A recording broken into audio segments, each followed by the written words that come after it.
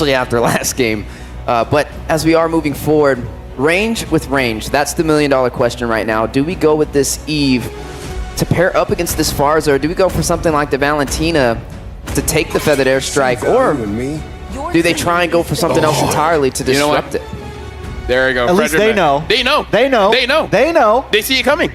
And then after this bad Bane or something, and then forcing out a Suyo. Yeah. Or like something weird like a Ling or something like that. Yeah, you know? You force them into some sort of assassin pick there. RQ banning out the Eve. I think on SRG, yeah. I mean, you could definitely ban the Bane, ban anything here at this point. Any other assassin and just hone down even more. Try to force him into... maybe as well. Hayabusa, yeah. Yeah. So far, Joy, by the way, has a 100% win rate today. I'm just talking about today, but he has 100% win rate in 3 games. And it's like always against Suyo. Yeah. That's fair. That's fair. That's true. That is fair. That is fair. And Suyo's still on the table. Hopefully, oh, they banned the Suyo. Oh, okay. So they still respect it. They still respect it. I mean, because even in game 1, it almost won the game. It did, yeah. Okay, so the Joy walks again for SRG. It's definitely, even though the last game it wasn't in the hot seat, it was the element provided to be able to dive into the backline, and the massive damage you can do in the early phase is just completely overwhelming. We don't really have the roamer locked. I mean, it could be Khalid Rome, possibly. I feel like Khalid Rome is very strong. Paired up with the Farsa, almost impossible for you to win that mid duel. You think maybe we see the Jawhead from SRG here? Possibly. Jawhead Rome, something like that. I mean, Cram's been almost always playing the Gatot, so Gatot most likely EXP lane. He's done great on it. I'm wondering what if just Kufra again? Yeah. What if just Kufra again? Or save Rome for last pick and then... Just pick up your mid laner now. Yeah. Maybe they go Lu Yi here, honestly. They could get crazy and go for the Lu Yi here. Yeah, the Lu Yi would be a good pickup here for SRG. I wonder if he wants something like a Xavier. Some sort of poke. Some sort of poke, because we saw how Xavier and Granger interacts with opponents, and it's very tough. But they pick up the Edith, so they're still looking at the picks coming in from RRQ before considering what Stormy wants. Which is smart, because they're pulling something away from RQ. If they would have locked in May, they can still... Flowers has already been picked, so they can still save their mid lane here. Oh, there we go. Hayabusa picked up for RRQ. Forcing him into the Hayabusa.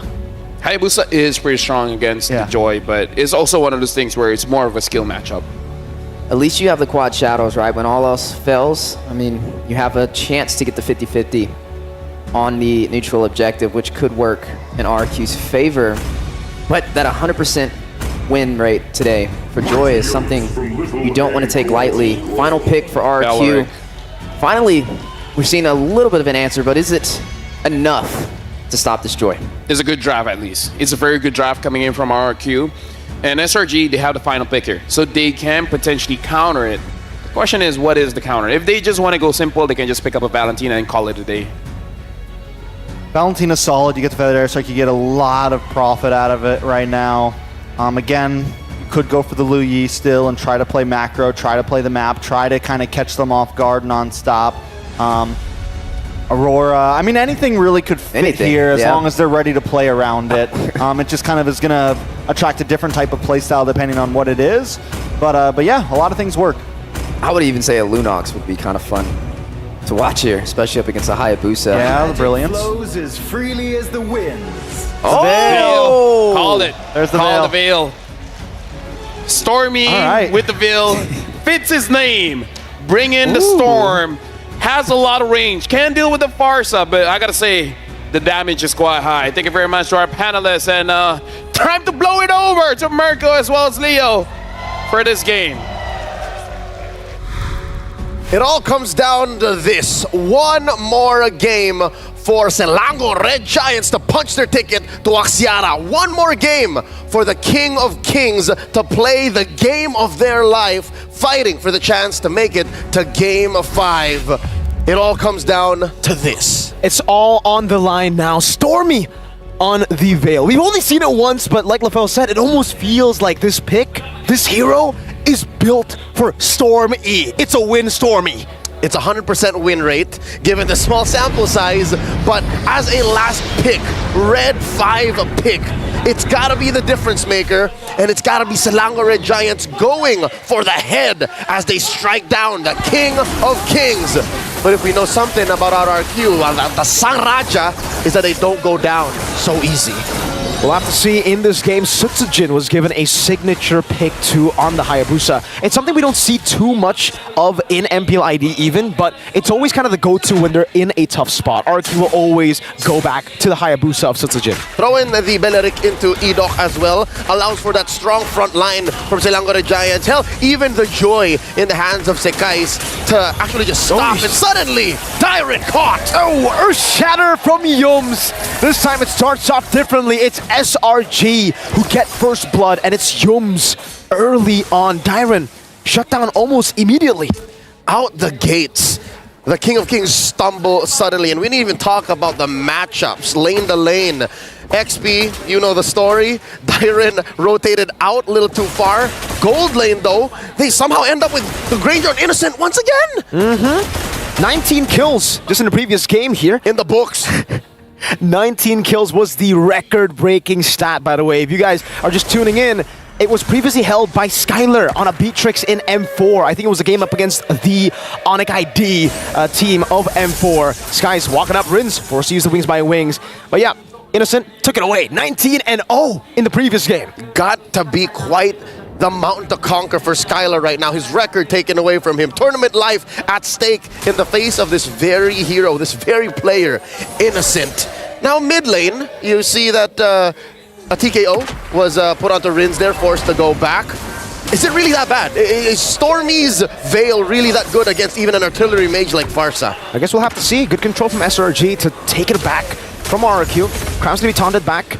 Yum's Earth Shatter actually finding Sutsujin. They have more prio over the turtle. Cram is still in the back, trying to go for the AOG. There it is. Shadow kill from Sutsujin. The Retribution as well, claiming it, but they've used a lot of resources down the Feather Airstrike and the Raging Sandstorm from Dyron. Yum sent back. No ult, no Primal Wrath just yet.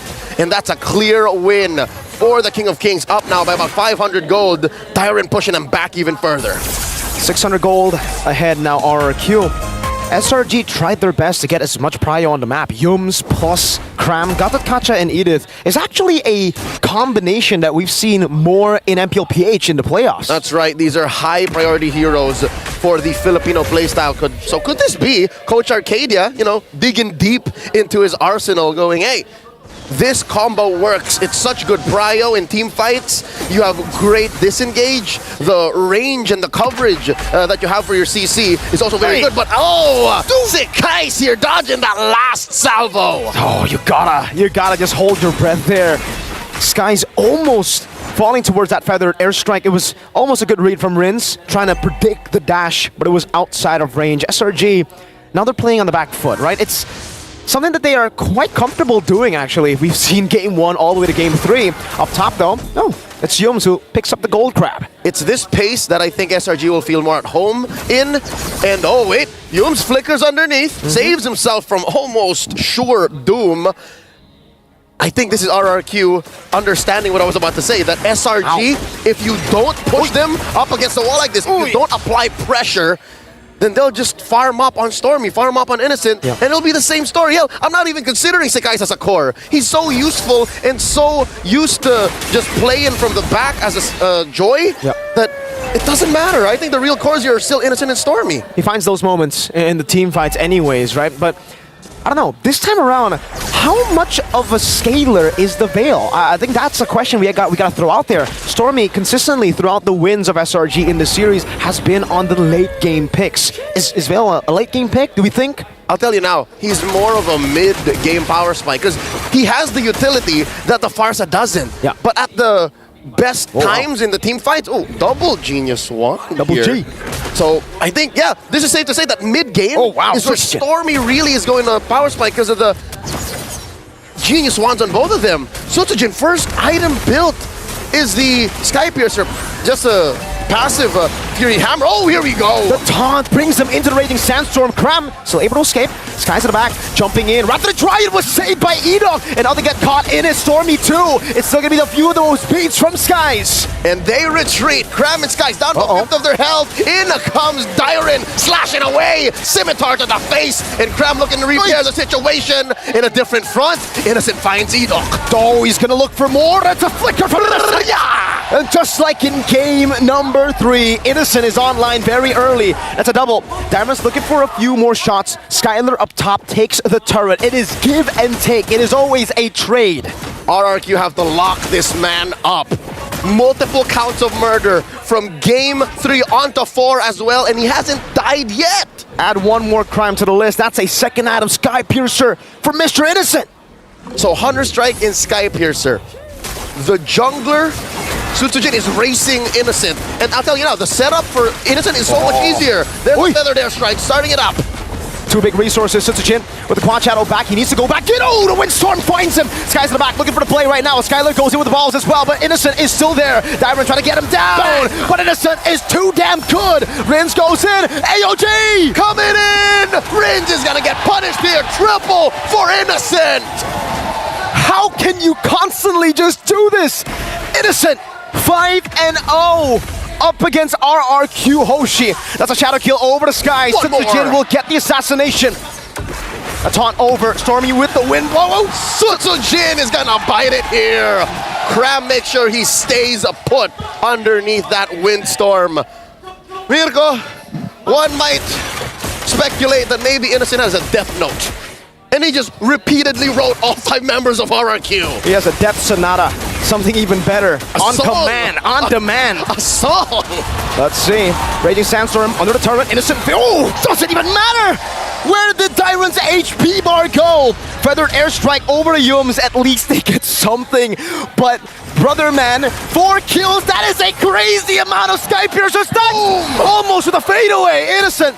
RRQ want to chase him, but they can't. They cannot. Right now, RRQ's game isn't break SRG's base, it's dodge Innocent's bullets. Oh my god, it's a minigame. This man is packing heat. Bazookas in the left, bazookas in the right. And with 6, I'll assume 4 Sky Piercer stacks, right? 4 ticks of that. Stormy's also just building up. The fact that Stormy can just let go of his kit, as RRQ Hoshi make the approach, Innocent can clean up. So okay. Confirm 4. 4. Got that right. He's got 4 stacks in. Approaching 400 Capriccio. 7 minutes. Approaching 400 Capriccio, yes, and now the Malefic Roar built in. So even Edok, even Dyron is gonna reel. And now this is great for Innocent. He can just participate in every single team fight. Skylar is so far behind on the Bruno. It's not even close when it comes to the damage that he could deal. Look at that, Skylar's already a quarter of his HP. Dyron walking up. It's gonna be a sliding tackle to evade from Cram, but he's gonna constantly just go for the chase. Oh, Riz gets sniped down again. Sky's in the back, Skylar with a slide tackle. Sky's like to find beats, and they can't even punish Skies. Look at the flicker coming in with Yums. Edok in trouble. Innocent gets another one. 3 for none. 19 kills was just a warm-up to Innocent. He's already almost halfway there. He wants 20. He wants to break his own record in the same series on the same day. Oh, despite all this, whoa. What are those ticks? What was that? Was that Stormy? Well, he does not have the glowing wand just yet. I think that was Lethal Ignition.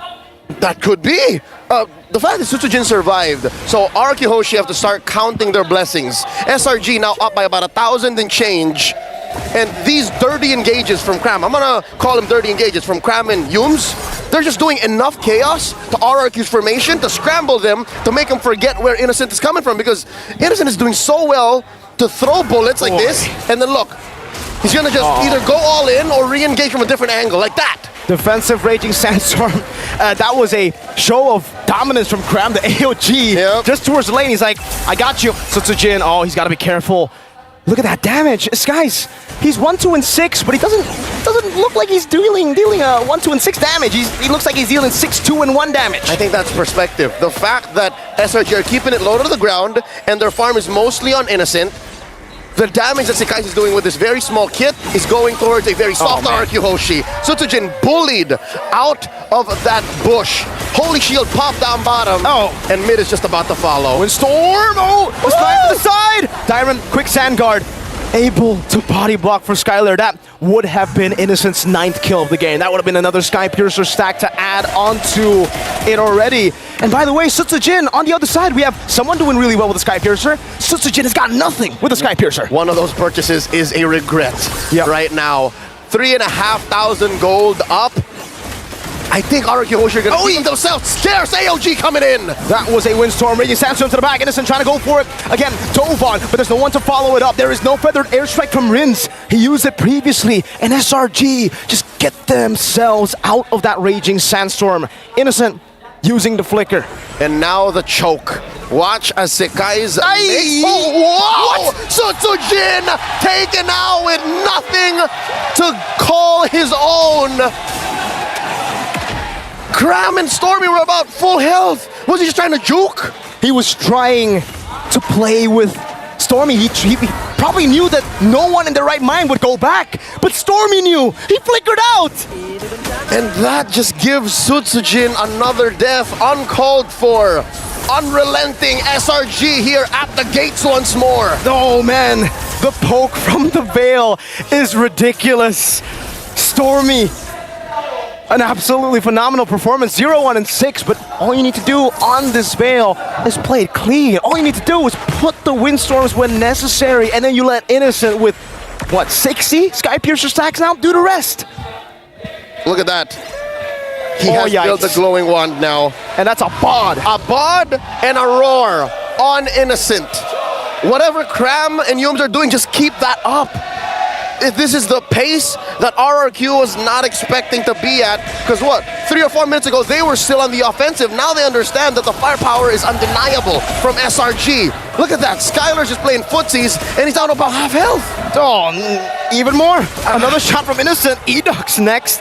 Seems like whoever walks up will just be caught by Innocent. There's just too much poke, too much range. RRQ gotta get a very decisive fight, but how? How do they even do that? How do they even walk in? They catch one. Dyron here, forced to use the Raging Sandstorm defensively.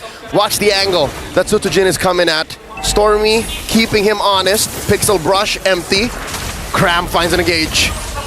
It's just a bit of poke. Again, for SRG, there is no reason for them to engage. They can just go in, walk out. They know Innocent's gonna out-poke RRQ every single time. And this is the slow game. They have a slow push up top. They'll just play with the poke again. Innocent throwing out Death Sonatas. Nothing to lose. Check this. Dyron pushed out of that brush from Yums. And I think SRG's gonna commit to this. Lord down to 3/5 of its health. Yums throwing out that Earth Shatter. Innocent, long haul poke. Look at the position on Rins. Commits to it. Gets jumped on by Cram. Oh, what a snipe from Innocent! He guns him down from the skies!